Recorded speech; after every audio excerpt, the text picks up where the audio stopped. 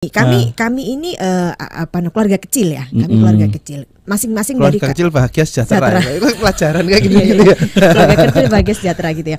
Jadi kami ini punya masing-masing punya apa ya, kalau bahasanya itu me time-nya kami punya sendiri gitu ya. Kami punya me time sendiri dan kami menyadari ketika kami me time itu kami itu kayak dunia itu berjalan sendiri ya, kita kayak bahasa yang apa ya, kita hanya diam dan kemudian sekeliling kita berjalan itu kita tetap diam aja, nggak peduli sekitar. Itu kita punya kecenderungan tiga-tiganya gitu. Kita kan jumlahnya tiga orang ya. Seperti itu gitu. Nah itu kalau saya bilang wah ini kalau ini bagus untuk kebahagiaan diri sendiri. Tapi kalau untuk kebahagiaan keluarga nggak banget ini.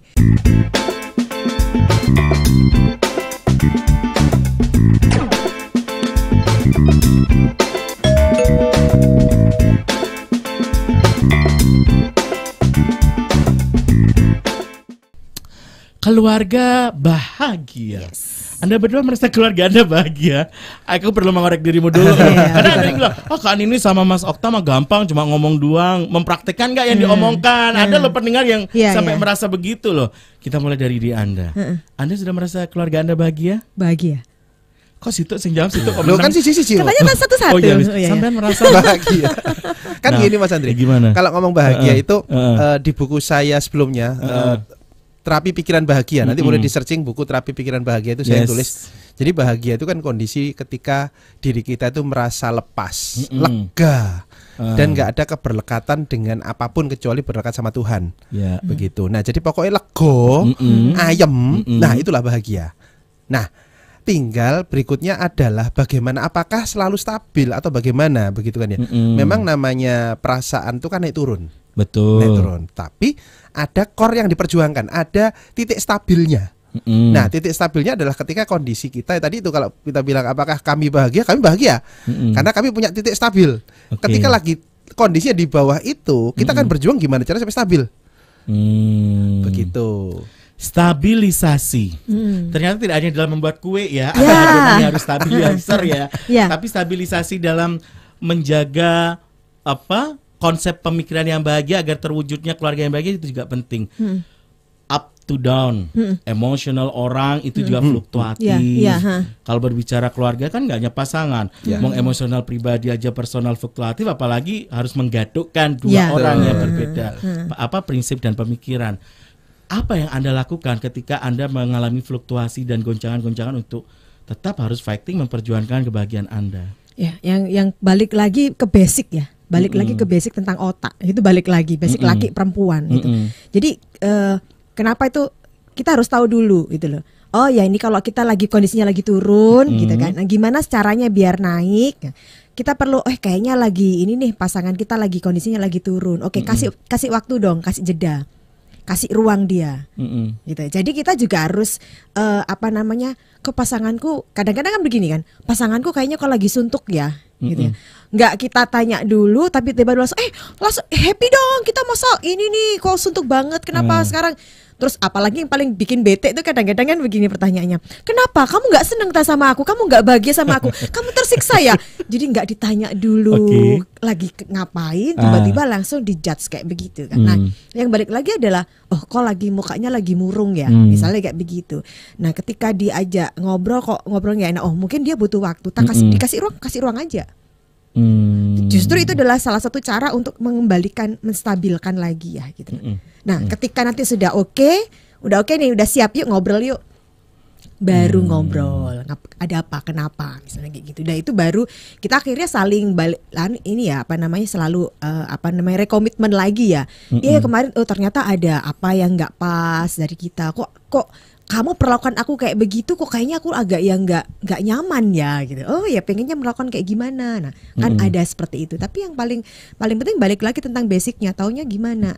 Terus kemudian berikutnya tahu juga tentang standarnya bahagianya pasangan kita apa sih masing-masing kayak begitu gitu. Menarik ya. Kalau berbicara tentang keluarga bahagia, berangkatnya dari kebahagiaan personal tiap anggota keluarga di keluarga itu. Berarti nggak hanya suami istri, termasuk anak juga. Betul. Nah, kalau sedikit ngulik ya, sebelum dikulik sama Mas Andri gitu. Dalam artian begini, kami ini keluarga kecil ya, keluarga kecil. masing-masing keluarga dari kecil bahagia sejahtera. Itu pelajaran kayak gitu ya. Keluarga kecil bahagia sejahtera gitu ya. Jadi kami ini punya masing-masing punya apa ya, kalau bahasanya itu me time-nya kami punya sendiri gitu ya. Kami punya me time sendiri dan kami menyadari ketika kami me time itu kami itu kayak dunia itu berjalan sendiri ya, kita kayak bahasa yang apa ya, kita hanya diam dan kemudian sekeliling kita berjalan itu kita tetap diam aja, nggak peduli sekitar. Itu kita punya kecenderungan tiga-tiganya gitu. Kita kan jumlahnya tiga orang ya. Seperti itu gitu. Nah itu kalau saya bilang wah ini kalau ini bagus untuk kebahagiaan diri sendiri. Tapi kalau untuk kebahagiaan keluarga nggak banget ini. Kita bisa-bisa nggak akan ngerti satu sama lain. Ya, bagaimana akhirnya dari diri dulu kita tahu, terus kemudian kita combine dalam keluarga. Nah akhirnya kita bikin namanya ruang bersama, ada hall di situ. Oh bahasanya kayak rumahnya besar-besar. Iki rumah tamol kumpul. Yes, kita ada tempat dimanapun kita berkumpul ketika kita melakukan aktivitas kita masing-masing dan kita tahu diri dalam arti gini. Aku ini mau melakukan aktivitas. Dan ini aku tahu aktivitasnya ini bakalan aku akan hanyut di situ. Gitu kan. Nah, supaya aku tetap hadir di dalam keluargaku, akhirnya nggak melakukan aktivitasnya di kamar tapi di hall tadi, di ruang bersama tadi. Walaupun mereka tenggelam dalam dunianya masing-masing, tapi dalam ruangan bersama. Tapi akhirnya kan kita merasa, ada keluargaku di situ. Oh, ada keluargaku. Oh, engagementnya masih ada. Dan akhirnya kan sekali ketika kita keluar dari apa namanya me time kita, kita masih saling menyapa gitu kan gitu. Dan itu akhirnya kita merasakan kecil yang Anda lakukan di keluarga Anda. Tapi impactnya gede ya. Gede banget dan akhirnya ketika kita melakukan bersama, kalau orang mungkin ya kalau orang lihat gitu ini melakukan bersama kok sendiri-sendiri karena kita lagi sendiri. Jangan salah, kita memang lagi hanyut begitu ya, kita lagi hanyut sendiri, udah sepi rumah itu kalau lagi hanyut gitu. Tapi kalau kita lagi apa namanya ada kesempatan untuk kita bersama ngobrol, udah handphone taruh, ngobrol, nonton TV bareng, nonton film bareng, ketawa-ketawa atau melakukan hal yang nggak jelas bareng gitu ya. Terschedule kah untuk me time? Enggak ada. Yuk waktunya sekarang kita me time sendiri tapi satu keluarga di satu ruangan yang sama gitu. Enggak ada. Tapi akhirnya tanpa gini, terpola. Nggak gini, kita nggak bikin schedule, tapi akhirnya ketika kita tahu gini ya, kita kata aku mau melarut dengan aktivitas oke, biar aku nggak apa namanya, aku mau tetap dengan keluargaku ya, aku akhirnya gabung. Ngomong ke keluarga. Kadang-kadang nggak ngomong ya, kita perlu spontan aja sih kayaknya begitu. Sudah apa ya kayak sudah feelingnya sudah biasa, udah menjadi kebiasaan lah.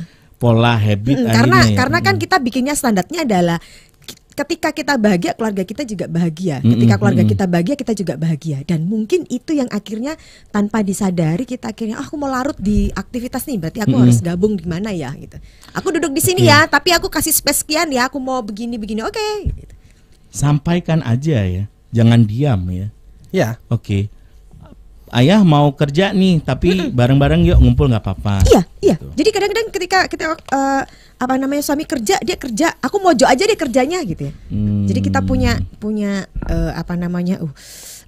meja yang agak besar. Ini kalau mendengarkan ini kayaknya besar banget sama kita gitu. Kita kan bedah rumah Anda hari ini kan. Jadi kita punya room tour ya. Jadi kita punya meja di mana akhirnya nanti suami duduk di mana, saya duduk di mana, anak duduk di mana. Kita kalau udah larut di situ udah. Masih sekali nyapa, ngapain, minum yuk, apa makan yuk, kayak gitu. Masih ada. Berbicara tentang kebahagiaan, tadi versi kebahagiaan rumah tangganya Mas Okta dengan Kak Nit, basic katanya yang penting masih bersentuhan dengan religius, itulah kebahagiaan kami. Tapi ada orang yang bilang katanya bahagia itu kalau sukses finansial. Sorry to say ya, bukan materialistis, tapi ada aja orang yang punya prinsip enggak apa-apa. Rumah tangga yang bahagia itu ada yang gini, malah ada yang lebih menerima. Cukup gak cukup, yang penting happy. Ada kayak gitu kan? It's okay ya. Setiap orang punya standar penentuan tujuan kebahagiaan rumah tangganya. Cuma yang menjadi perhatian tadi adalah naik turunnya tantangan dalam menjalani kebahagiaan itu secara konsisten. Kadangkala itu nggak mudah dilakukan. Nah saat itu terjadi, yang harus dipahami adalah Apa? Ya menerima tadi. Jadi kalau ngomong kebahagiaan tadi itu kan akhirnya gini Mas Andri. Tadi Mas Andri contoh ada orang yang bahagianya ketika kebebasan finansial, ada orang yang inginnya cukup dan sebagainya itu. Ada istilahnya jadi gini. Kalau yang saya pernah tuliskan itu adalah ada kebahagiaan bersyarat dan kebahagiaan tanpa syarat. Wah, menarik nih. Yuk, yang dari bersyarat dulu, Pak. Ini sayang bukunya sudah gak cetak kan? Ya. Bukunya sudah sold Tapi out, bisa ya? dibaca di webnya kan masih ada artikel itu tuh. Kayaknya nggak ada deh. Nggak ada. Semoga penerbitnya denger gitu ya. Jadi pencetak ulang gitu. Dicetak ulang ya. Nah, jadi gini, kalau kebahagiaan bersyarat itu kalimat ini. Aku akan bahagia jika aku bebas finansial. Jika aku punya mobil baru, jika anakku sekolah di luar negeri, nah berarti sebelum itu terwujud maka nggak bahagia. Nggak bahagia. Oh, Oke. Nah, itu yang kebahagiaan bersyarat. Nah, ada lagi kebahagiaan yang tanpa syarat, yaitu ya sudah, aku apapun kondisinya aku bahagia. Tapi boleh dong aku punya impian itu. Beda ya. Jadi kalau misalnya orang yang bahagia bersyarat, dia akan bahagia kalau sudah sampai. Betul. Ketika belum sampai dia nggak bahagia. Yes. Konsekuensinya adalah dia dalam menjalani kehidupan dia nggak bahagia. Dan jangan-jangan dia impiannya akan sulit tercapai karena dia selama jalan nggak bahagia. Oh, lingkaran setan. Iya, gak tekan-tekan akhirnya. Nggak bakal nyampe paham. Sulit bersyukur. Kondisi tadi kalau istilah kita naik turun, ketika turun seneng harusnya. Kalau yang tadi yang bersyarat nggak bersyukur. Nggak bersyukur. Naik pun jika naiknya ini nggak sesuai dengan harapannya dia juga nggak bersyukur. Oke, jadi kan hidup beban ya, hidup beban. Nah, beda dengan kebahagiaan yang tanpa syarat. Apapun yang terjadi, aku happy, tak nikmati.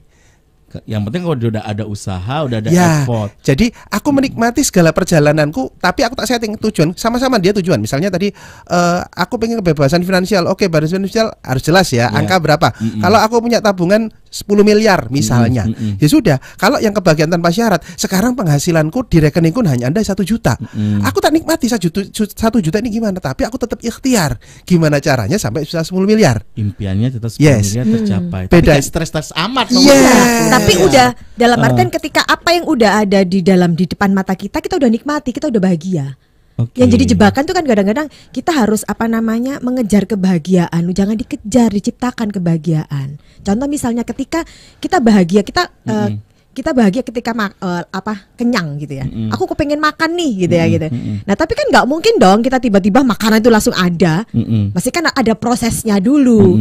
Aku kepengen makan nih, makan apa ya? Berarti atau beli dulu atau buat sendiri. Baru setelah itu kita nikmati, baru enak ya, kenyang, aduh seneng, aku happy. Kan baru kayak begitu. Jadi dan selama prosesnya sebetulnya itu juga harus sudah dinikmati, harus bahagianya juga di situ. Nanti ketika sampai di titik itu bahagianya akan lebih dapat gitu, lebih. Ini yang banyak step-step ini yang banyak di skip sama kebanyakan orang gitu kan ya. Dia selalu memahami bahagia adalah tujuan akhir dari pencapaian. Sementara proses tidak bisa dinikmati sebagai bagian dari bahagia itu sendiri, ya.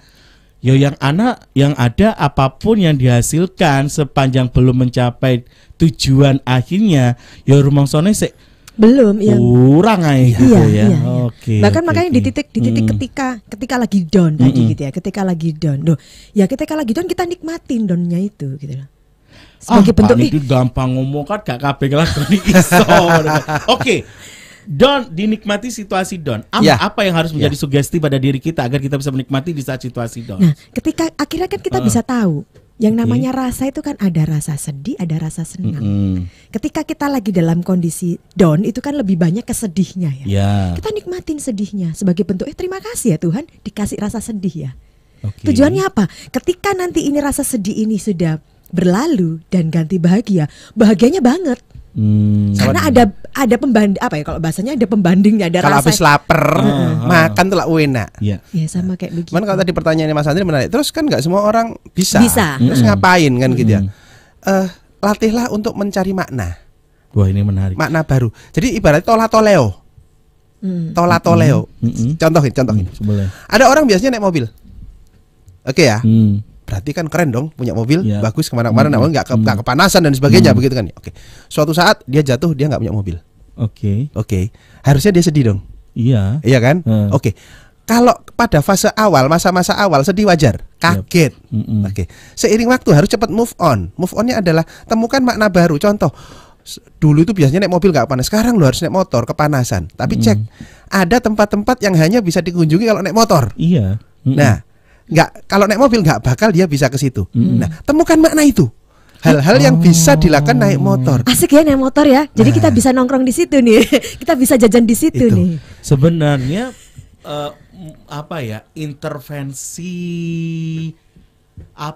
output pemahaman kita terhadap situasi yang kita hadapi itu bisa diintervensi dengan mereinstall ulang pemahaman kita di situasi itu. Betul. Jadi akhirnya kita nggak melekat pada sesuatunya itu. Kan jadi bahagia. Jadi menikmati aja apapun yang dinikmati. Sugesti positif harus langsung ditanamkan ya ketika menghadapi di luar ekspektasi. Betul. Nah, sama juga ketika kita melihat tentang keluarga bahagia, kita kan pasti punya ekspektasi toh, gitu ya. Apalagi sukanya sekarang nonton drakor, wah itu happy banget kan kayak begitu standarnya begitu. Tapi ternyata kenyataannya nggak kayak gitu. Gitu. Aduh, boro-boro suaminya romantis ngerti aja enggak. Misalnya kayak begitu ya. Nah, ketika kita fokusnya ke situ, kita nggak tola-tola ya, nggak bahagia kita.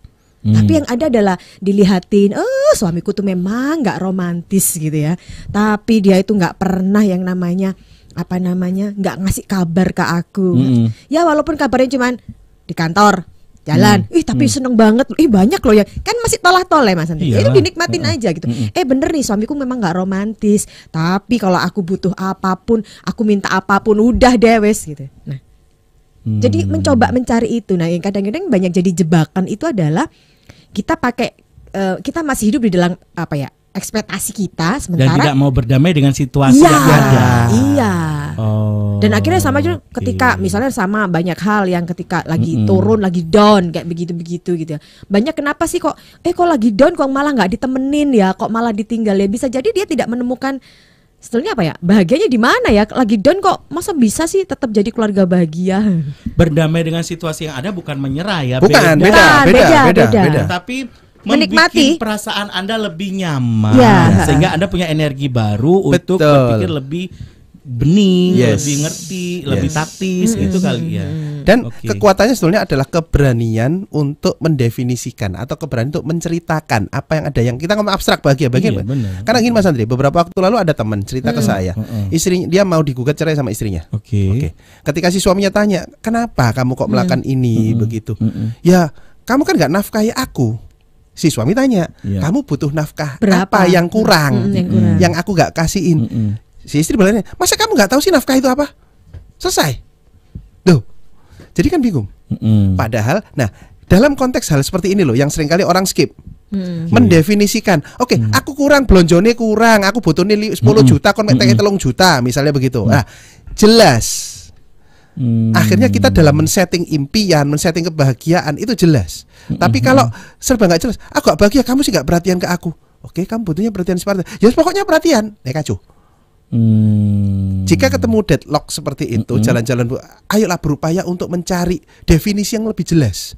Boleh datang konselor, boleh datang kami, atau lakukan misalnya kami juga ada tes fingerprint. Itu kami pun ngalamin deadlock juga, dan ketika kami tes fingerprint akhirnya ketemu, ini loh masalahnya kita itu. Hal-hal yang nggak bisa didefinisikan itu akhirnya bisa jadi pangkal untuk nggak bahagia tadi. Begitu. Ya, ternyata memang kalau saya ambil kesimpulan dari setengah jam obrolan pertama ini untuk mewujudkan keluarga bahagia itu memang paling basic adalah Anda harus punya pemahaman dan artian yang sama di antara seluruh anggota keluarga. Berarti nggak hanya Anda ya, kalau Anda punya anak libatkan anak juga. Iya. Bahagia versi keluarga Anda mau didefinisikan seperti apa? Itu yang pertama. Kalau sudah ketemu, wujudkan by detail ya. Biar Anda merasa nggak terlalu kewalan juga. Kalau ada gambaran lebih detail itu lebih gampang mewujudkannya. Betul. Terus yang ketiga, jangan berharap ya qadarullah Tuhan Maha memberikan jalan mudah ya. Kalau memang tidak ada haral rintang ya itu sakti luar biasa ya. Maksudnya udah gifting, rezekinya gitu kan. Tapi tapi satu di antara 1000 kan. Andai kata kebanyakan setiap orang tuh pasti akan menghadapi haral rintang selama menjalani proses pencapaian kebahagiaan keluarga itu. Yang paling penting adalah bisa berdamai dengan situasi itu, kemudian menjadikannya momen untuk menikmati keadaan yang ada. Jadi step by step itu terasa gak abot, tetap bisa dinikmati. Betul. Cara juga yang harus Anda lakukan untuk mewujudkan kebahagiaan ini adalah kebahagiaan personal itu harus connecting juga dengan kebahagiaan keluarga. Bisa banyak pola yang dilakukan, bisa banyak cara dan strategi yang dilakukan. Salah satunya adalah ketika ada kebutuhan me time, ya upayakan me time itu masih relate, masih bisa punya engagement dengan keluarga. Kayaknya itu udah mengcover semua topik hari ini. Padahal masih setengah jam lagi gitu ya. Tapi bisa menarik dari obrolan, pengalaman, setiap pendampingan. Tapi kita ingatkan ya, sahabat Sonora, dan kalau teman-teman di Kata Okta Kartika sebutannya apa sih biasanya? Nggak ada apa ya? Sahabat juga ya? Iya. Teman ngobrol. Teman ngobrol. Silakan yang mau menggunakan fitur live chat kita udah kita sediakan di fitur live chatnya YouTube Sonora Surabaya, live chatnya Instagram Kata Okta Kartika, dan live chatnya TikTok dari Oktastika. Dan Anda juga bisa menggunakan WhatsApp kami di 0811 304 9800 atau juga melalui line telepon di 732 7102. Cobaan aral rintang ini kadangkala distraksi lah ya, kita bilang tidak hanya dari diri kita karena udah terlalu lelah, merasa jenuh menjalani apapun upaya untuk mewujudkan tujuan bahagia itu. Kadangkala juga ada godaan-godaan dari luar kita yang juga ingin menghancurkan tujuan dari kebahagiaan itu. Apakah tetap polanya, cara ngadepinya harus berdamai dengan situasi? Jangan dijawab dulu, nanti di segmen kedua kali aja lebih ekstrim harus gimana gitu ya.